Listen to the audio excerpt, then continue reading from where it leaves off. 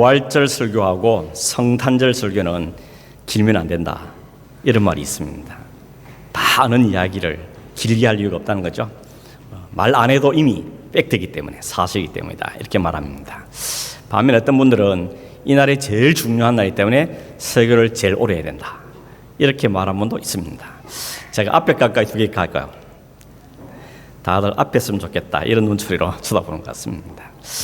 이런 그림을 먼저 하나 보겠습니다. 그림, 스위스 출신의 화가인 외젠 베르냉이라는 분이 1893년도에 그렸던 그림, 제목은 무덤으로 달려가는 베드로와 요한, 이런 그림입니다. 오늘 성경의 내용이 이 그림 한 장에 잘 담겨져 있죠. 예수님께서 십자가에 죽으신 다음 날이 안식일이고, 안식일 다음 날이 우리로 말하면 부활절 아침이었습니다. 아직 해가 어두워하고 날이 아직 채 밝기도 전에 막달라 마리아가 예수님의 무덤을 찾아갑니다. 왜냐하면 향품 발라주려고. 근데 가보니까 무덤을 딱 막고 있어야 될 돌이 옆으로 딱 굴려져 있는 겁니다. 너무 놀라서 들어가 보지도 못하고 그냥 냅다 뛰어서 베드로 요한에게 달려갑니다. 내가 가보니까 무덤 문이 열렸어요 라고 말했더니 이 베드로와 요한이 너무 놀라서 그 길로 달려갑니다. 무덤을 향하여서. 그때 달려가던 모습을 이 그림에 그리고 있는 거죠. 그림을 보면 정확하게 보일지 모르겠지만 막 아침이 밝아오는 들판에 머리카락뿐만 아니라 눈썹을 날리면서 달려가고 있는 두 사람을 보게 됩니다. 자세히 보면 얼마나 열심히 달려가는지 모릅니다. 좀 젊게 보이는 사람, 이 사람이 요한이고, 좀 약간 늙어 보이는, 수염도 있는 이 사람이 베드로입니다. 이때 베드로 나이가 30대거든요. 30대 치고 너무 넓게 그렸습니다. 한 50대는 돼 보이는 이 그림을 그린 것 같습니다.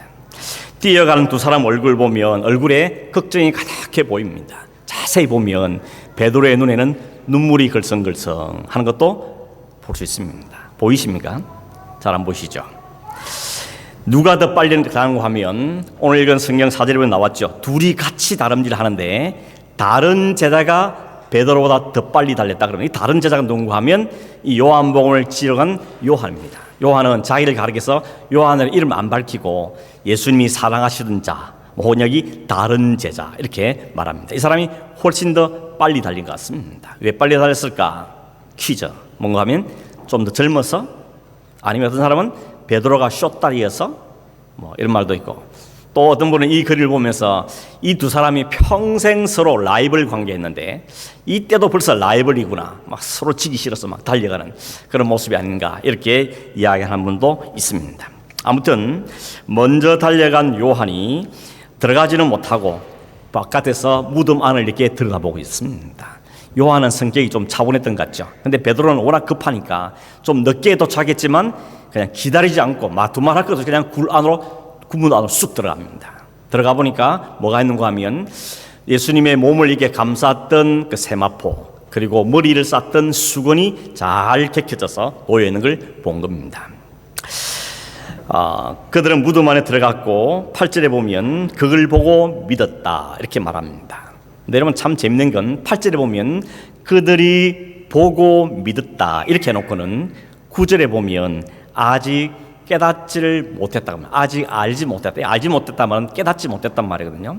뭘 믿었고 그럼 뭘 못 깨달았냐 하면, 이 사람들이 무덤에 가보니까 진짜 막달라 마리아 말한 것처럼 무덤 굴도 열려 있고 들어가 보니까 비어 있고, 그건 믿었다는 겁니다. 저 여자가 정신 나간 소리 하는 게 아니고 제대로 말한 거구나 하는 걸 믿었다는 것이고, 그럼에도 불구하고 그 비어있는 무덤이 무슨 뜻인지를 깨닫지는 못했다고 이야기하는 겁니다. 그래서 어떻게 합니까? 그 길로 집으로 돌아갔다고 말하죠. 만약에 깨달아졌으면 와, 예수님이 말씀한 것처럼 진짜 살아나셨구나 이렇게 생각하고 막 호들갑을 떨어야 되는데 아무 소리 안 하고 그냥 침통한 표정으로 집으로 가더라는 겁니다. 아직 못 깨달았다는 것입니다. 보기는 보았지만 깨닫지를 못하더라는 것이죠. 여러분 예수님의 부활을 믿으십니까? 아멘이라고 대답하셨는데 진짜 그 의미와 뜻을 정확하게 알고 믿느냐 하는 게 더 중요한 겁니다. 이 11절에 보면 우리 읽지 않았지만 이 베드로와 요한이 돌아간 다음에 이 막달라 마리아가 뒤쫓아온 다음에 이 사람은 못 움직입니다. 거기에 서서 뭐하고 있다면 울면서 있다 그랬습니다. 왜 울었을까요? 분명히 무덤 문은 열려 있고 안은 비어 있고 제자들 데려왔는데 제자들 아무 말도 하지 않고 그냥 가버렸습니다. 틀림없이 예수님 시체가 없어졌는데 어떡하냐, 슬퍼서 눈물을 흘리며 울고 있습니다. 울다가 생각해 보니까 그 안이 궁금한 거죠. 그래서 무덤 안을 들여다본 겁니다. 들어봤는데 예수님의 몸을 쌌던 것들이 그대로 있으면서 그 양쪽에 천사가, 흰 옷을 입은 천사가 떡 앉아 있는 겁니다. 그러더니 그 천사가 그 여자를 말하면, 여자여 어찌하여 우느냐 이렇게 묻는 겁니다. 깜짝 놀라기도 하고, 그래서 뭐라는가 하면, 주님, 내 주님 몸 시체가 어디 간지 몰라서 내가 울고 있습니다. 그렇게 말했습니다. 그런 말하고 뒤를 딱 돌아봤는데 거기 보니까 뭐가 있는가 하면 예수님이 서 계시는 겁니다. 여자야 왜 우느냐 라고 말할 때 처음에는 몰랐는데 그 음성이 들어본 음성인 겁니다.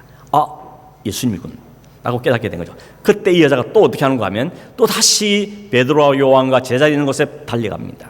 내가 예수님 봤다고, 없어진 줄 아는데 없어지지 않고 예수님 거기 있었다고, 그러면서 제자들에게 이야기를 했습니다.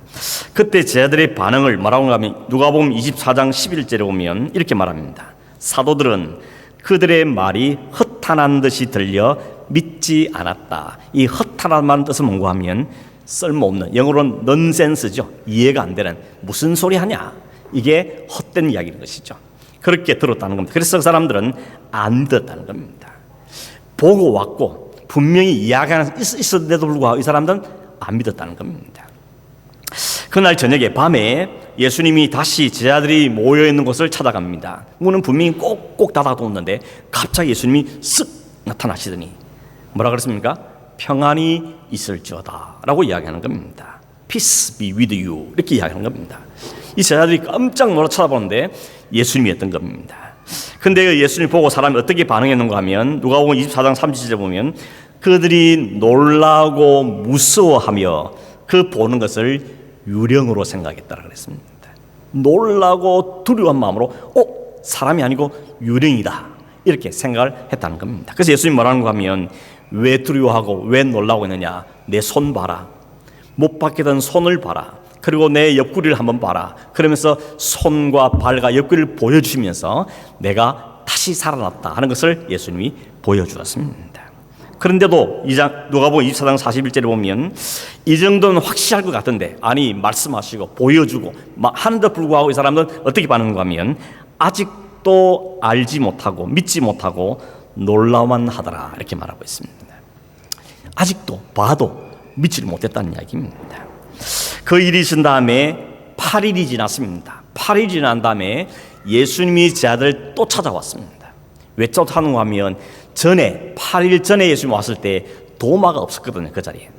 이 도마가 없어놓고 하는 말이 뭔가 하면 나는 내 손으로 보고 내 손으로 만져보고 옆구리 손도 넣어보고 그래야만 믿지, 그전에는 못 믿는다 이렇게 말하니까 예수님 다 찾아온 겁니다. 그날도 문을 꼭꼭 걸어 잠그고 있었는데 주님이 갑자기 쓱 나타나시더니 도마야 네 손을 내밀어서 내 손에 넣어봐라, 내 발에 손 넣어봐라, 내 옆구리에 네 손 넣어봐라, 그리고 믿음 없는 자 되지 말고 믿는 자가 되라 라고 말씀한 겁니다.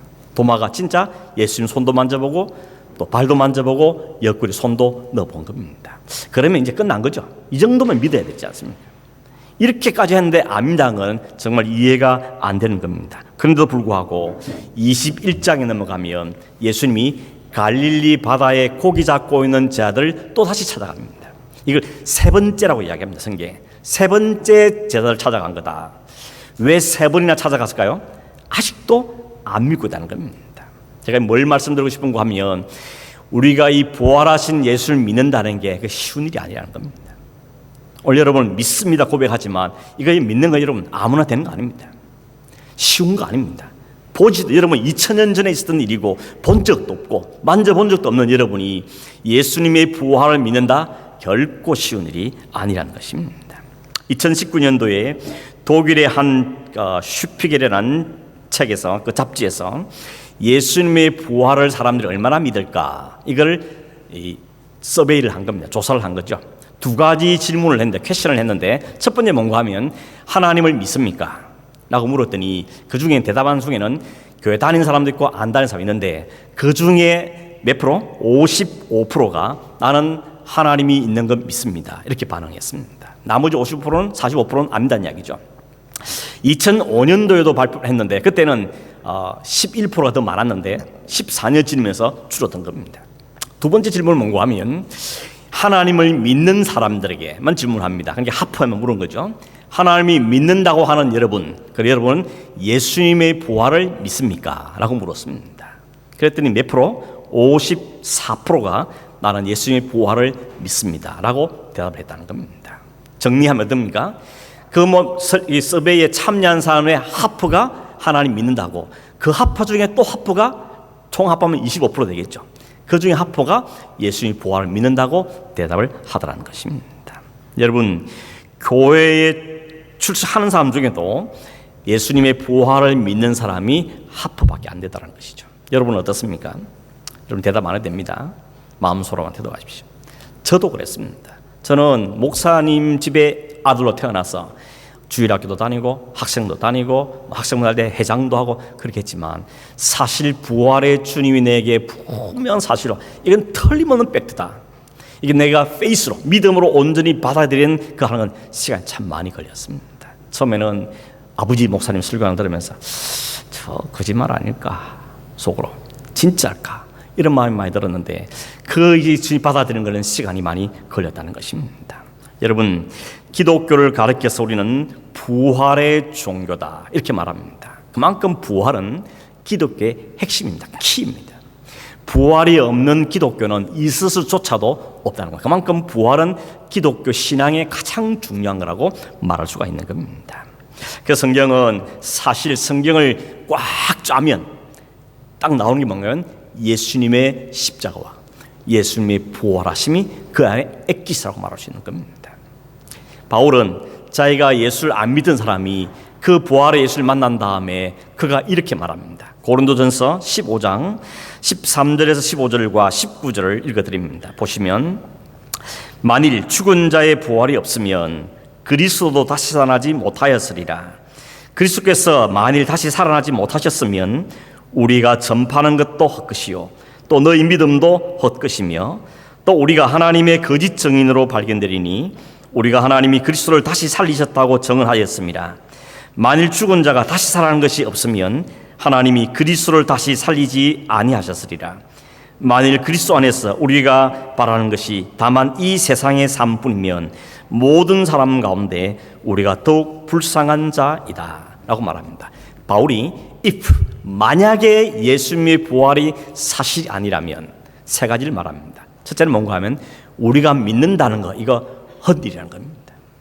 우리의 믿음이라는 것이 아무 의미가 없는 거라는 이야기하는 것이죠.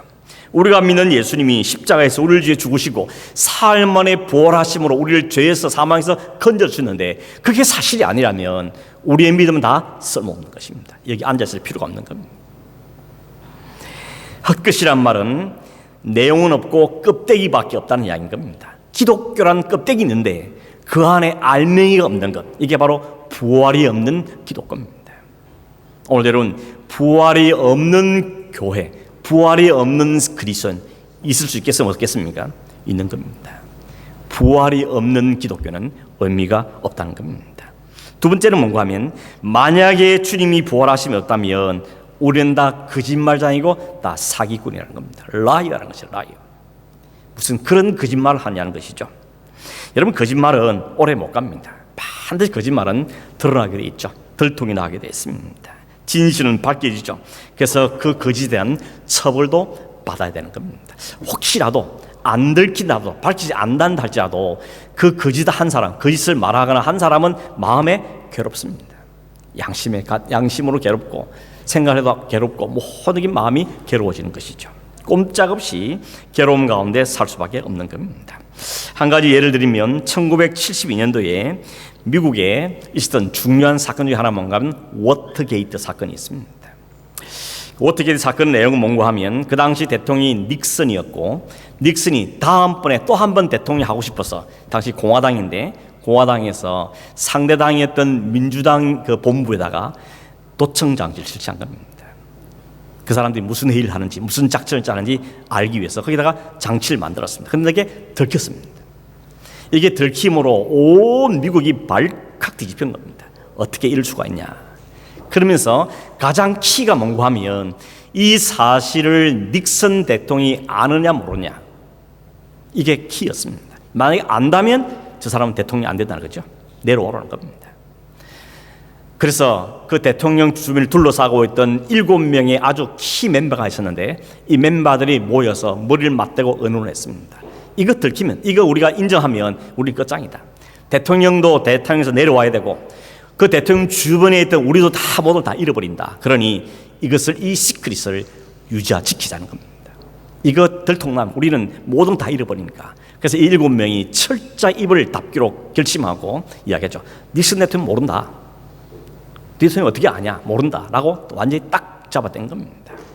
그 중에 한 사람이 누군가 하면 찰스 콜슨이라는 분인데, 이 사람은 당시 미국 대통령의 법률 고문이었습니다. 이 사람이 그 중에 한 명인데 그 거짓말이 결국은 들통이 난 겁니다. 그래서 대통령이 선거하기 전에 사표를 내고 내려앉았습니다. 그리고 그 7명도 다 감옥에 들어간 거죠. 이 찰스 콜슨이라는 사람도 감옥에 갇히게 되고 그 감옥 안에서 아마도 그리스도를 만난 것 같습니다. 이분이 지금 뭐 하고 있는가 하면 감옥 선교라는 걸 만들어가지고 감옥에 있는 사람들에게 성경도 넣어주고 복음도 전하고 하는 그 일을 하는 사람이 되어져 있습니다.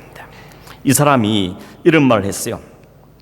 이런 말 했는데, 자기도 그 7명, 7 멤버 중에 한 명이었는데, 우리가 이 7명만 입을 철저히 다물면 우리는 그 대통령이 갖고 있는 권한, 그 대통령을 모시고 있는 그 힘, 돈, 파워, 세상도 막 움직이는, 온 세계를 움직일 수 있는 파워를 얻기 때문에 우리는 그 비밀을 지켜야 될 이유가 충분하다는 겁니다. 이거 지키면 우리가 오는 게 너무 많으니까 돈도 올 것이고 힘도 올 것이고 모든 게 따라오기 때문에 우리는 입을 정말 다물고 지킬 이유가 있었다는 겁니다. 그리고 그 7명은 어리숙한 사람도 아니고 똑똑한 사람들이라는 겁니다. 철저하게 일을 지켜낼 수 있는 사람들이라는 겁니다. 그런데 오래가지를 못했다는 겁니다. 이유는 뭔가 하면 이렇게 말했습니다. 왜냐하면 우리 말은 거짓이기 때문이었습니다.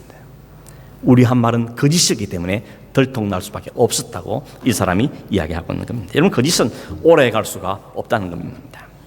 만일 예수님의 부활이 제자들이 꾸미는 이야기거나 혹은 거짓이었다면 이렇게 오랫동안 2000년이 넘는 동안 아직도 그 거짓이라는 게 판결이 안 나는 것은 기적 중에 기적이라고 이야기하는 겁니다. 이 찰스 콜슨이 그런 이야기를 했습니다. 자신의 경험에 비춰보면 예수님이 살아난 것을 본 사람은 7명이 아니야. 자기들 멤버처럼 7명도 아니고 70명도 아니고 700명도 더 되는 이 많은 사람들이 그걸 보았는데 이 사람들 한 말이 다 거짓말이다. 그러면 그 언제가 들통이 나는 게 당연한데 아직도 들통이 안 난다는 것은 이유는 딱 하나밖에 없다는 겁니다. 그게 진실이기 때문에, 그게 사실이기 때문에 들통이 안 난 것이라고는 이야기를 했습니다. 더군다나 그 부활하신 예수를 만났다고 부활하심을 증거한 사람 대부분이 다 목숨을 잃었습니다.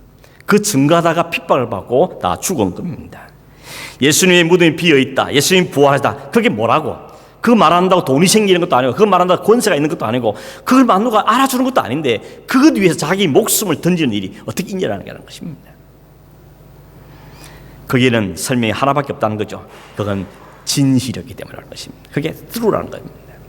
그래서 그가 이런 이야기를 했어요. 이것은 믿음의 문제이지만 믿음의 문제 이전에 논리의 문제다, 이렇게 이야기했습니다.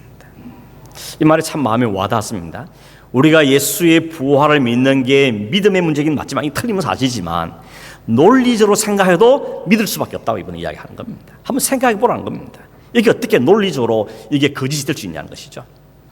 거짓이라면 이 2000년이 지난 동안 온 세계를 딛고 있는 이 예수 그리스도의 부활이 아직도 찬송되고 있다는 것은 이거는 있을 수가 없다는 이야기죠. 그래서 우리에게 도전하는 게 뭔가 하면 생각만 잘해도 믿을 수 있는 거다라고 우리에게 이야기를 하고 있다는 것입니다. 첫 번째는 뭐랬습니까? 우리가 믿는 게 다 헛것이다. 두 번째는 우리는 다 거짓말장이 될 거다. 세 번째는 뭐냐면 우리가 제일 불쌍한 사람이 될 거라는 겁니다. 여러분, 이번이 어땠습니까? 한동안 비가 너무 많이 와서 어디 나들이도 못하고 바닷가도 못 가고 산도 못 가고 그러다가 이 황금 같은 이 홀리데이 기간에 날씨가 얼마나 좋습니까? 아마 사람들이 지금 산이나 들러 온 산이 쏟아져 나갈 것입니다. 근데 여기 왜 앉아 있습니까, 여러분? 부활주일이라고 여기 앉아 있습니다.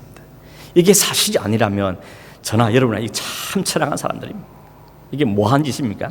돈 내가며 시간 바쳐가며 막 헌신하고 뭐 돈 받고 하는 것도 아니고 뭔 이렇게 하느냐는 겁니다. 우리가 가장 불쌍한 사람들이라는 것입니다.